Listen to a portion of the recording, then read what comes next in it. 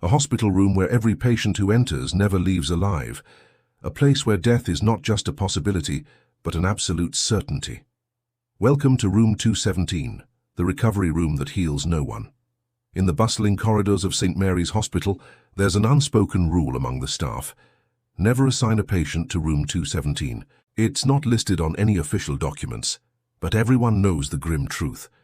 Every single patient who has been placed in that room has died within 24 hours of admission. No exceptions. At first, the hospital administration dismissed it as coincidence. After all, hospitals deal with critically ill patients every day. But as the pattern continued month after month, year after year, even the most skeptical began to wonder if something sinister was at work. The cleaning staff were the first to notice something was amiss.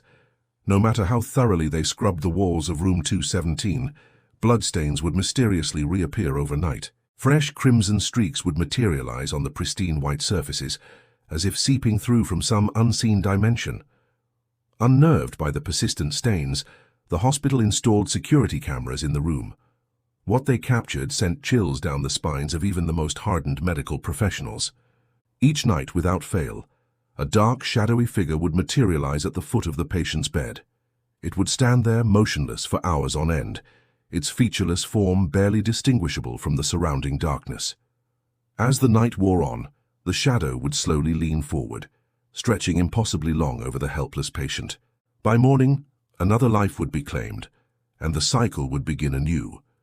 Doctors and nurses began to dread their shifts, knowing that at any moment they might be called to Room 217. Some refused to enter altogether, citing religious beliefs or sudden bouts of illness. Those brave enough to cross the threshold reported feeling an oppressive weight on their chests, as if some malevolent force was trying to squeeze the very life out of them. Patients who were conscious in their final hours spoke of whispered voices in the corners, of cold hands brushing against their skin in the dark. Some claimed to see the faces of long-dead relatives beckoning to them from the shadows, while others described a suffocating presence that seemed to feed on their fear and despair. Despite numerous investigations, exorcisms, and even attempts to seal off the room entirely, the deaths continued. Room 217 became a black hole of hope, a place where healing was impossible and death was the only certainty.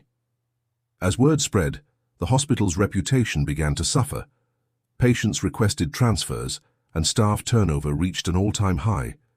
Yet still, the shadow waits, patient and eternal, ready to claim its next victim in the recovery room that heals no one.